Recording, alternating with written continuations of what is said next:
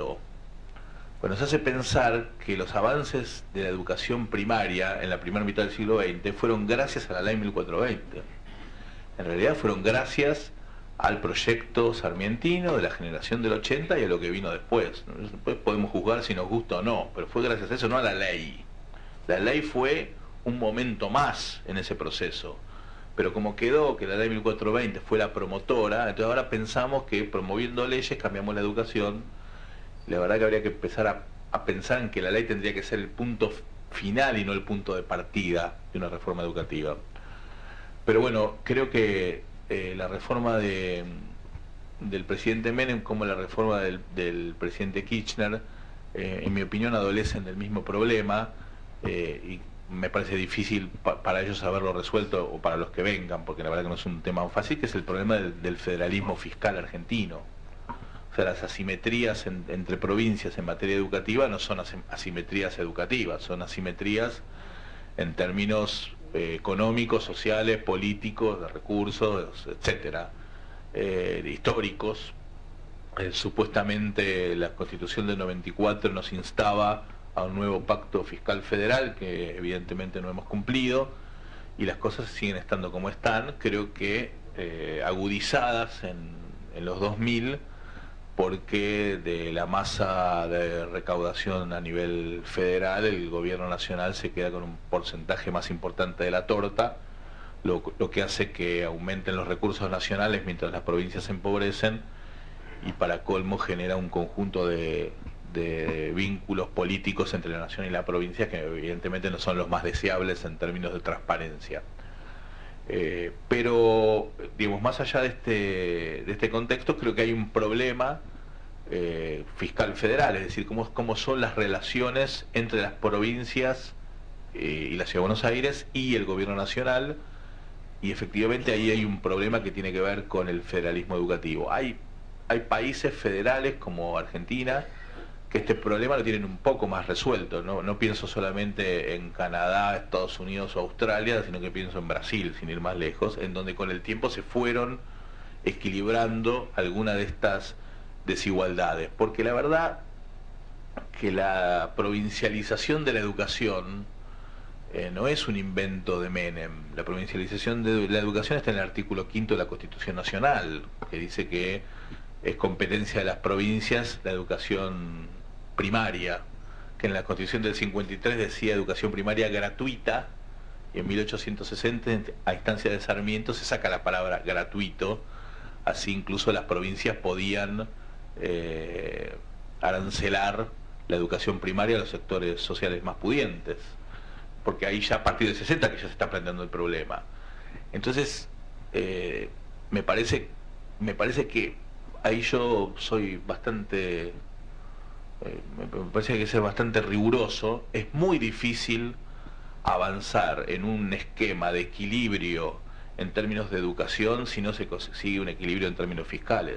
Lamentablemente, la ley de financiamiento educativo que se promulgó a instancias del presidente Kirchner intenta resolver el problema del financiamiento de la nación y las provincias sin resolver el problema fiscal federal de fondo. Yo fui uno de los pocos también hacia el año 2005 que me opuse a ese punto de vista, porque la ley de financiamiento educativo en principio es una ley típicamente procíclica, es decir, hace lo que hace siempre el péndulo argentino, gasta cuando hay, ajusta cuando no hay, y nunca una lógica de reaseguro un poco más inteligente. Pero además plantea un esquema de distribución de fondos entre la nación y las provincias que no soluciona el problema de fondo. Está hecho partiendo de la base que el problema de fondo no se va a solucionar, y el problema que tenemos hoy, sobre todo que tiene la provincia de Buenos Aires hoy, es que no cumple con las metas de la ley de financiamiento educativo ni las va a poder cumplir por las enormes distorsiones fiscales que tenemos en la Argentina. De manera tal que ahí hay un problema más de fondo y más grave, y que me parece que en algún momento lo vamos a tener que resolver como país, o por la vía de un nuevo pacto fiscal federal, cosa que la entiendo bastante complicada desde el punto de vista político, porque hay que conseguir el acuerdo de las 24 jurisdicciones,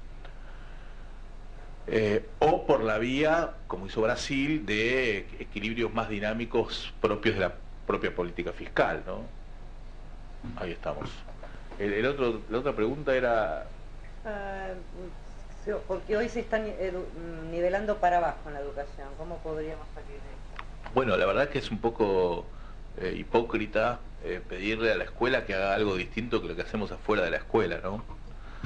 Me parece que a veces somos un poco duros con la educación y con las escuelas. Me parece que el problema de la nivelación para arriba, la nivelación para abajo, o para decirlo en los términos de lo que yo lo planteaba antes en la exposición, premiar la innovación, premiar la cultura de la innovación, del proyecto, del trabajar en equipo, del fomentar redes, es algo que no se hace, lamentablemente, en Argentina, especialmente en los últimos años, en donde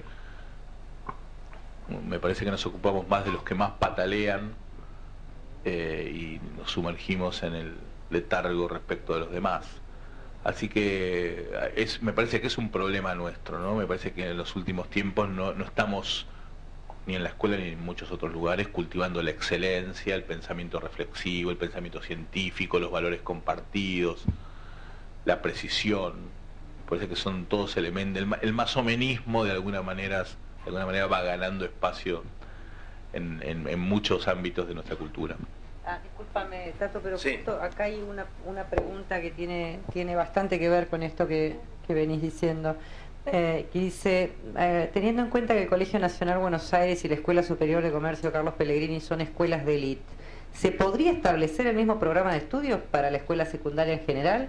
Es decir, la exigencia del programa de estudios puede preparar mejor a los estudiantes.